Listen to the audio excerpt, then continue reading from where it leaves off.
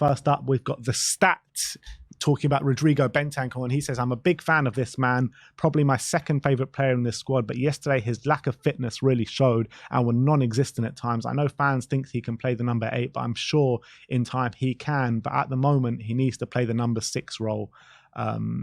He does not have the legs currently to do all the running of an 8. And I think that kind of was shown yesterday, to be honest. Maybe the 6 role might have been more kind of suited to him and him coming back to full fitness. I think he just put in a fairly poor display yesterday. Yeah, I think maybe he makes a good point. Because obviously he has played in this. He played in the 6 against, I think, Burnley, was pretty good. Played in the 8 against United though, and he was decent in that game. So it's hard to say if it was the position that was the problem. But he came up just against a much better midfield yesterday than he did against United. And Ericsson, where he would have the legs on them, but Kovacic and a Rodri, not necessarily. You're coming up against the best midfielder in Europe in Rodri. Yeah, and these guys just can run all day and they've got all the qualities. So, but you know, Bentancur, I've seen him play against Rodri and have a great game against him. So maybe I don't know if his position. Maybe it's just a case of he's still come back from injury and he needs to get back to his best. Not every game is going to be top notch just because he had a few good games. I think so. And also, like, since he's come back from injury, as much as he has had good games, it's still not to the level as what we know that Rodrigo Bentancur can produce. So having said that is saying he's coming back from injury, right? Yeah. Because we haven't seen him at his best yet since post-injury. Definitely. Yeah. Albeit though, in that Aston Villa game, it's probably in that first 20 minutes before he got that second injury was probably the best we've ever seen him. Yeah, that's also true. It's just a shame that during that period he got injured again, and since then it hasn't quite been there just yet. SofaScore saying a quick stat. Tottenham have attempted only 1 shot against Man City tonight, which is the lowest number of shots they've taken in a single match in our database. 455 matches in all competitions since the start of the 15-16 season. A humbling at home. Yeah, that was the most disappointing thing, I think, when it comes out yesterday. I think people do go overboard with the criticism, but I think looking at that stat, that I think it's hard to disagree that however poor we were, it's just hard to believe we were as so poor that we only had 1 shot. And that is something where you look at and you think, that should never be the case at home. Even against Man City, you should never be having only 1 shot. And that was disappointing. But is what it is. You have to just take on the chin. I completely agree. Kev says, Tottenham Twitter, we got narrowly beat by last season's treble winners. We didn't create anything of note, but we held them for 87 minutes despite Højbjerg. It's not the end of the fucking world like some on here are acting like. The foundations are there.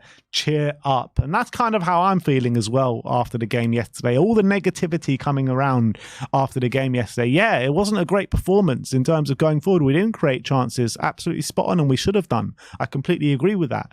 But in terms of where we're at, in terms of who we lost to yesterday, people just need to calm down a little bit. I think Kev hit the nail on the head, to be honest. I think no one should be going overboard about this defeat. It's a tough one to take just because of how dominant City were, but it can happen, especially against a team who've been together for 9 years. You know what I mean? Against one who's been together for 7 months. Yeah. This one from Samit saying, exhibit. I'm not even going to pretend to know what number that is, but a very high number. It's like the referees have never played football before. It's in response to, it says, if you're a defender and you're running towards your own goal, you just fall down and the decision goes your way 99% of the time. It's absolutely right. It's a bit of a pet peeve of mine. I agree with them. Like, if you're a defender and you're being chased around attacker, you don't even have to be fouled. You just fall over, and every time they give the free kick, it's so annoying. Yeah, and that happened yesterday with Werner and Walker, but it's just very annoying. Well, was that the same case then for the goal with Vicario? Because usually when anyone just challenges the keeper or makes a touch on the keeper, it gets given the keeper's way as well. Yeah, exactly. 100%. But not yesterday. Nope. The extra inch say, I thought Werner's movement was brilliant, was absolutely brilliant, and he should have been played through multiple times by Udogie, Kulusevski, Bentancur. Frustrating as we beat their press incredibly well and bravely and then failed to make the next pass. And yeah, that's kind of something that we've been alluding to in terms of the way Werner was making those runs and just consistently just wasn't found, particularly in that first half. Yeah, and against a team like Man City, when you're up, their pressing is so good, when you are able to get through it, you have to make those that count, and I feel like we just didn't. We were frustrating in that final pass. We dawdled. We didn't make decisive decisions. And maybe we're just learning how Werner likes to play. We're still, it's only a second game, remember, in a Tottenham shirt. So give it a bit of time. Maybe it'll start to click soon. But yesterday was very frustrating. I don't even think it's a case of learning how Werner likes to play. There were clear opportunities there where he had space and he was making really good runs, and particularly Destiny Udogie, like we mentioned earlier on in the stream, just holding onto the ball for too long or making a terrible pass. I mean, I don't think that's learning how Werner likes to play. I just think that's poor application. Yeah, it's also, I think there was definitely poor application, but sometimes once you get used to a player, it just becomes second nature. You know what exactly he's going to do. And so maybe there's just a case of maybe it needs a bit of time to build that relationship. Jay says, this is funny, Jeremy Doku, when his fullback is under the age of 30 and has pace. I don't know who that is, but that's one of the guys. There's a big meme about this guy. I can't remember the meme, but it's a very funny one, that's for sure. But Doku, I thought, was fairly poor when he came on yesterday. I thought Porro dealt with him really well. And there was a couple of occasions he had to run at him, but Porro actually dealt with him pretty effectively, which was surprising. But yeah, it's very funny. Vicario on Instagram yesterday says, gutted to be out the FA Cup, proud of this group. We keep fighting till the end, and a massive thanks to the fans. And it was such a big occasion, wasn't it, in the Tottenham Hotspur Stadium? It was buzzing for the first 20 minutes of the game, but Man City completely quieted us down, didn't he? Yeah, 100%. That's the case. I think that's also one of the things they did really well was they quietened the crowd, because we were very loud, for the first half or so. But once we just struggled to get any sort of a foothold in the game, it was very difficult to keep that up. And that's what I remember Fergie used to say. When we went to Anfield, the main thing is first 20 minutes you gain control and quieten the crowd, and that makes a big difference. And I think that's what City did yesterday. Yeah. THSA Report just tweeted this out saying Pedro Porro, one of his blocks yesterday, I thought it was sensational. Look at how he celebrates it. Unbelievable. Putting his body on the line. Yeah. Brilliant block as well. I love his mentality, Pedro Porro. I just love it. And the way he celebrates his defensive actions like they're goals. Yeah. I just love to see that.